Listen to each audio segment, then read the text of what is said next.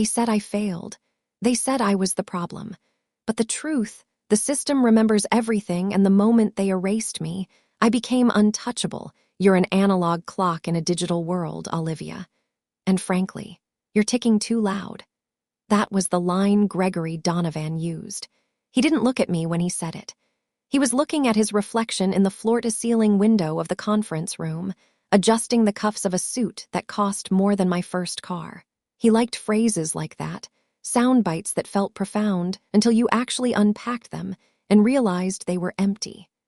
I sat on the other side of the mahogany table, my hands folded perfectly still on my lap. To my right sat Karen Wallace from HR. She wouldn't meet my eyes, either. She was too busy staring at the separation agreement she had just slid across the polished wood.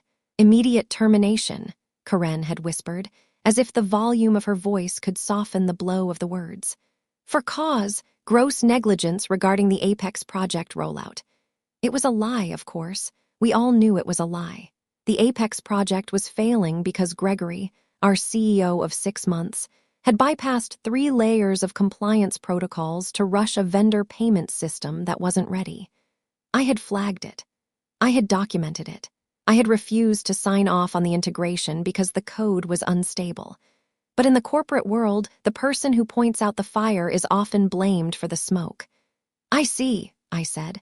My voice was even. No tremble, no rage. Gregory finally turned around. He seemed disappointed by my lack of reaction. He wanted a scene. He wanted the middle-aged operations director to cry or to scream so he could validate his theory that I was emotional and outdated. We're seizing your company assets immediately, Gregory said, leaning forward.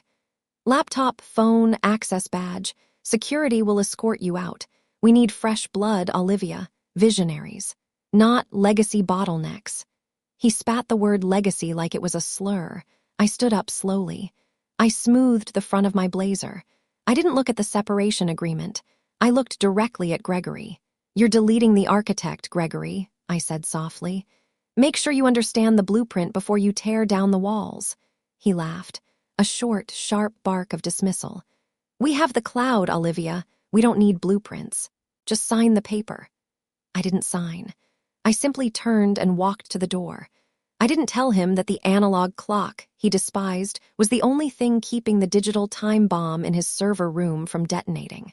I didn't tell him that by firing me for cause and seizing my devices immediately, he had triggered a cascading set of automated security protocols I had designed 5 years ago. Protocols meant to protect the company from a hostile takeover or an unauthorized admin seizure. He wanted me gone. He wanted me erased. So I let him erase me, and I took the system's memory with me. To understand how Ovia systems collapsed, you have to understand what I actually did there. On LinkedIn, my title was Director of Operations and Vendor Compliance. It sounds dry. It sounds like paperwork, and Gregory Donovan treated it that way. To him, I was the woman who nagged about regulatory oversight and audit trails, while he was trying to disrupt the market with buzzwords and flash. But Ovia wasn't a startup. We managed back-end payment logistics for 3 of the largest supply chains in the hemisphere. We moved billions of dollars. My job wasn't just moving money. It was proving that the money was real, that the vendors were legal, and that we weren't accidentally laundering cash for sanctioned entities. I had spent 15 years building a fortress of logic. When I got home that afternoon, the silence of my apartment felt heavy. I placed my personal keys in a bowl. I went to the kitchen and made a cup of tea. Earl Grey, precise temperature. I sat at my dining table and opened my personal laptop.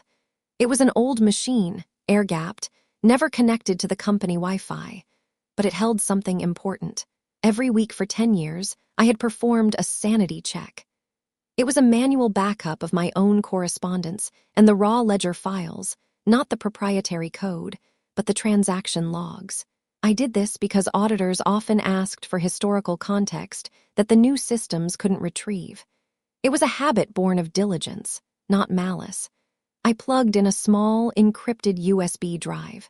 This was the drive I had slipped into my pocket while Karen was printing the termination papers. It wasn't stolen data. It was my personal archive of compliance concerns. A folder HR actually required us to keep to protect ourselves from liability. I opened the file labeled Project Apex Discrepancies. The narrative Gregory was spinning was that I had failed to migrate the data. The reality, visible in the rows and columns glowing on my screen, was that the data didn't want to be migrated. There were holes. Specifically, there were payments going out to a consultancy firm called G. Donovan Strategic Partners. It wasn't subtle. It was arrogant. He had set up a shell company, approved it himself using his executive override, and was funneling advisory fees out of the Apex budget. That's why the project was over budget. That's why he needed to launch it early, to bury the transactions in the flood of live data. And that's why he had to fire me. I was the only one who manually reconciled the vendor master list. I took a sip of tea. It was still hot. I could have gone to the police right then. I could have gone to the SEC. But people like Gregory Donovan have lawyers who can turn a clear-cut embezzlement case into a 5-year litigation hellscape where I'm painted as a disgruntled ex-employee who forged evidence. No, I needed more than a spreadsheet. I needed the system to reject him. I needed the legacy to bite back. 3 days later, I met Maya Reynolds at a coffee shop 3 towns over. Maya was a junior auditor in the internal compliance team. She was young, brilliant, and terrified. She had been the one to send me the encrypted signal, a blank email with a specific subject line we had agreed upon years ago for emergencies. System error 418. It's an old developer joke. I'm a teapot. It means the server refuses to brew coffee because it is, permanently, a teapot. It means something is fundamentally wrong with reality. Maya looked like she hadn't slept. She kept glancing at the door. "He's firing the whole legacy team, Olivia," she whispered, clutching her latte. "He fired David in IT. He moved Sarah to the basement archive. He's bringing in his own people. Contractors, they don't know the system, they're just turning things off." "Breath, Maya," I said gently. "What are they turning off?" "The verification loops," she said, her eyes wide. "Gregory wants the payment velocity up by 200% before the quarterly board meeting next week. He told the contractors to disable the bottlenecks." "They're disabling the fraud filters, Olivia. They're stripping the insulation off the wires." I nodded slowly. "He's trying to hide the consulting payments. If he removes the filters, his transactions look just like the legitimate ones." "I'm scared," Maya said. "I'm the one signing the daily reports now. If this goes south, my name is on the audit." I reached across the table and placed my hand over hers. It was a calculated risk involving her. But I knew Maya. She cared about the truth more than the paycheck. "You're not going to sign them," I said. "If I don't, he'll fire me." "Let him," I said. "But before you go, I need you to do one thing. It's not illegal. It's actually standard procedure." "What?" "The Deadman's switch," I said.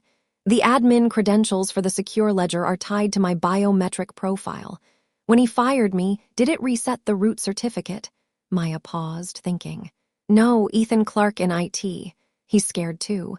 He just disabled your login. He didn't rekey the encryption because he doesn't know how. Only you knew how." A small, cold smile touched my lips. "Good," I said. "Then the system thinks I'm still the gatekeeper. And it's been 3 days since I logged in." "What happens at day 7? Maya asked.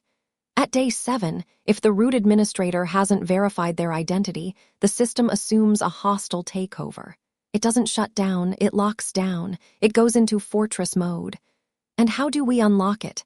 "We don't," I said. "It requires a physical key, a hardware token." Maya looked at me. "Where is it?" I didn't answer. I just drank my coffee. The first crack in Gregory's glass house appeared on a Tuesday. I didn't storm the building. I didn't hack the mainframe. I simply sent a single, anonymous tip to a financial journalist I had known for years. The tip wasn't about the fraud. That was too big, too hard to prove yet. The tip was about process. Ovia Systems has disabled OFAC compliance filters to artificially inflate transaction velocity ahead of Q3 earnings. It was dry. It was technical, but to the right people it was terrifying. The article ran online at 9 a.m. By 10 a.m., Ovia's stock had dipped 4%. I sat in my living room, watching the stock ticker. I could imagine the chaos in the C-suite. Gregory would be screaming. He would be demanding to know who leaked it.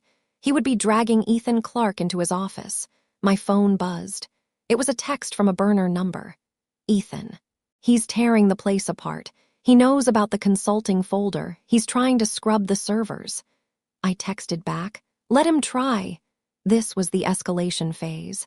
Gregory was arrogant, but he wasn't stupid. He knew that if the auditors looked closely at the velocity increase, they'd see the fake payments.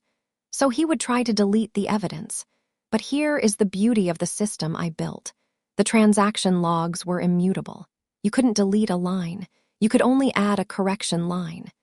To delete his embezzlement, he would have to create a reversal transaction. And to authorize a reversal of that size, he needed the root admin's signature. He needed me, or he needed the hardware token I had supposedly left behind. I received a call from Karen Wallace at 4 p.m. "Olivia," her voice was strained. She sounded exhausted. "Mr. Donovan," Gregory, "would like to offer you a consulting arrangement to help with the transition." "I'm afraid I'm busy, Karen," I said. "Please," she whispered. "The system is acting up. We can't process the reversals. The screen just says identity verification required. We can't bypass it." "That sounds like a technical issue," I said. "I'm no longer an employee. He's threatening to sue you for sabotage." "I didn't sabotage anything," I said calmly. "I was fired. My access was revoked. If the system is locking you out, it's because it's designed to protect the data from unauthorized users." "Is Gregory an authorized user?" Silence. "We need the token, Olivia, the physical key. It wasn't in your desk." "I returned all company property to security upon my exit," I lied. I hadn't returned the token. It was a small titanium USB stick.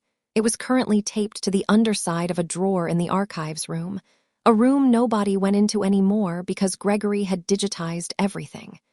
I needed that token, not to help them, but to seal the evidence. If Gregory found it, he could override the lock, wipe the drive, and frame me for the corruption. "I'll tell you what," I said. "I have some personal effects left in the archives. My certificate frames, some photos. Let me come in tonight to collect them. I'll look for the token while I'm there. Maybe I dropped it." Karen hesitated. "I'll have to clear it with Gregory." "Don't tell him," I said. "Just let me in. If I find the token, I give it to you, you give it to him, you save the day. If you ask him, he'll say no out of spite and your system will stay locked." She cracked. 8 p.m. The back entrance. Sophie Miller is on the night desk. "She likes you." The office at night was a ghost town of sleek glass and blue LED standby lights. It hummed with the sound of servers cooling. Sophie Miller, the night receptionist, buzzed me in. She looked at me with sad eyes. She knew. Everyone knew. 10 minutes, Olivia," she whispered. "The cameras are on a loop, but only for another 15. "Thank you, Sophie." I walked past my old office. It was already stripped. My nameplate was gone. Through the glass, I saw Gregory's office. The lights were on. He was there, pacing. I could see him shouting into a phone, though the soundproof glass reduced him to a pantomime of anger. I slipped into the archives room. It smelled of paper and dust, the smell of the old company. I went to the filing cabinet labeled 2018-2020 records. I pulled the drawer all the way out. I reached underneath. My fingers brushed the cold metal of the titanium key. I peeled the tape back and dropped the key into my pocket. That was it. That was the victory. With this key in my pocket, the system would remain in fortress mode. The consulting payments were now frozen in amber, unerasable, waiting for the auditors. But as I turned to leave, the door opened. Ethan Clark stood there. He looked terrible. Pale, sweating, his tie undone. He held a tablet in his hand. "I knew you'd come for it," he said. His voice shook. "Ethan," I said calmly, "step aside." "I can't," he said. "He's watching the internal network traffic. He saw the badge access. He knows you're here." I looked up at the corner of the room. The red light on the camera was solid. "He promised me a promotion," Ethan said, almost pleading. "He said if I got the key back, I'd be CTO." "Ethan," I said, stepping closer. Look at him out there. I gestured toward the glass walls where Gregory was still pacing. He's a sinking ship. He doesn't have a promotion to give. He's looting the hull before it goes under. Ethan looked at the tablet. He looked at me. He's going to call the police, Ethan said. He's going to say you're stealing trade secrets. I'm retrieving personal property, I said. And this. I held up the titanium key. This isn't a trade secret. This is a compliance tool. It belongs to the position of compliance director, a position that currently doesn't exist. Ethan swallowed hard. The audit trails, he whispered.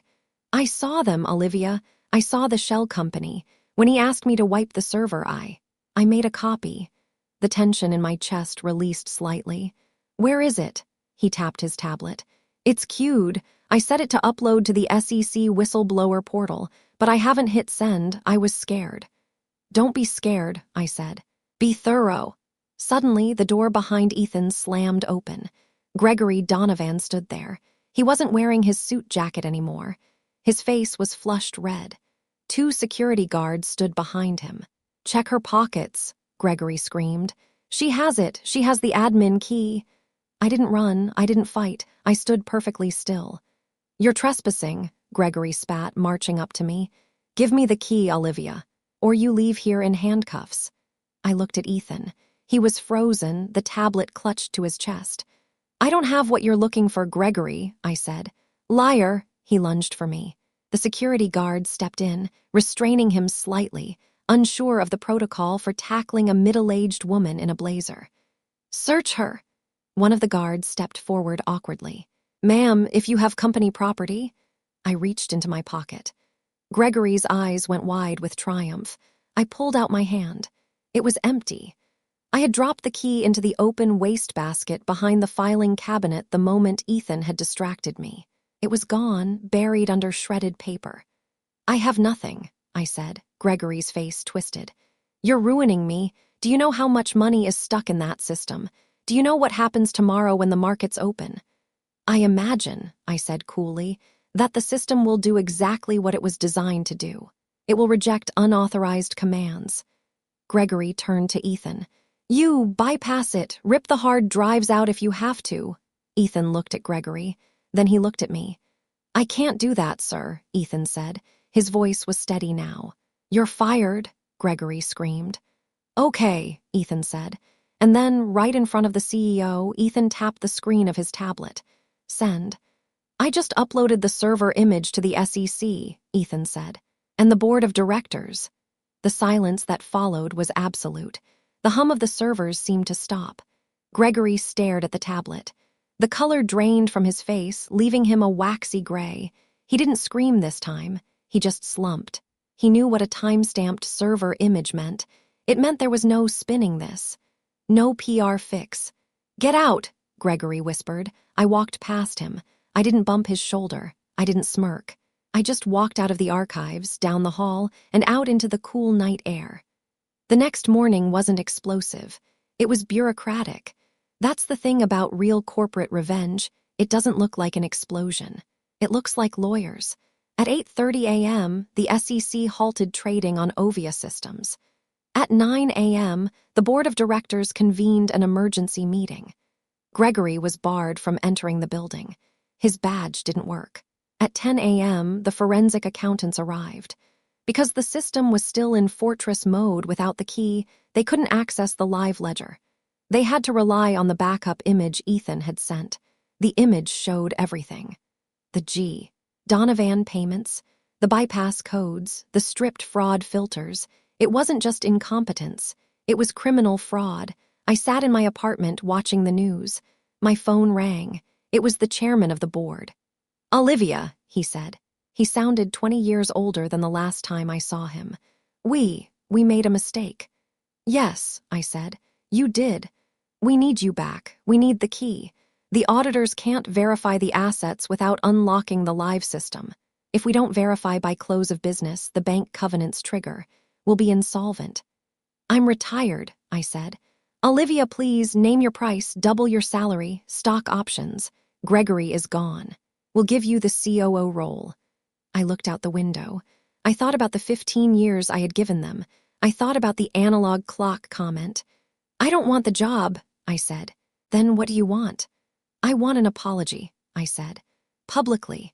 And I want the severance packages for Ethan Clark, Maya Reynolds, and everyone else Gregory fired to be tripled and paid out immediately, before I step foot in that building.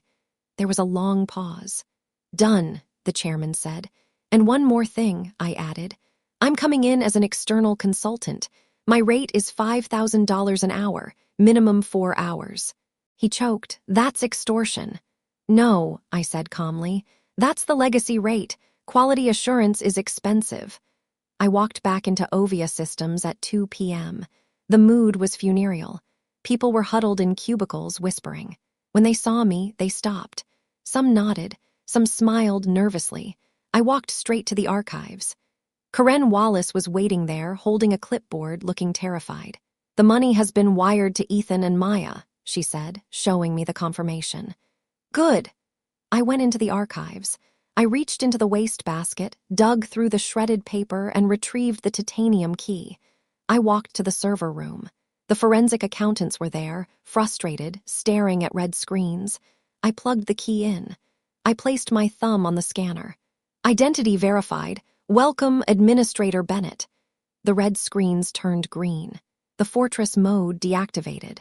The ledgers opened up, exposing every single dollar Gregory had stolen in high-definition detail. I didn't stay to help them fix it. I didn't stay to chat. I printed my invoice, handed it to the chairman, and walked out. IX. Resolution Gregory Donovan was indicted 3 months later. Wire fraud, embezzlement, securities fraud. It turns out when you strip the legacy protections away, you leave your own fingerprints on everything. Ovia Systems survived, barely. They were bought out by a competitor for pennies on the dollar. As for me, I didn't go back to corporate. I used the consulting fee and a significant settlement regarding my wrongful termination to start my own firm. We specialize in operational resilience. Basically, companies hire me to come in and tell them which employees they can't afford to fire. I look for the quiet ones, the ones who know where the keys are, the ones who maintain the levees while everyone else is building condos on the floodplains. I sit in boardrooms now, across from arrogant young CEOs who talk about disruption and speed. And whenever they point to an older employee and call them a bottleneck or a relic, I lean forward.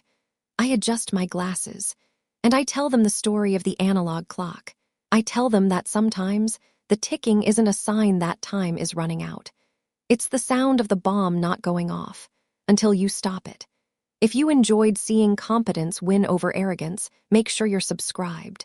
There are plenty more stories from the archives waiting to be told. See you in the next one.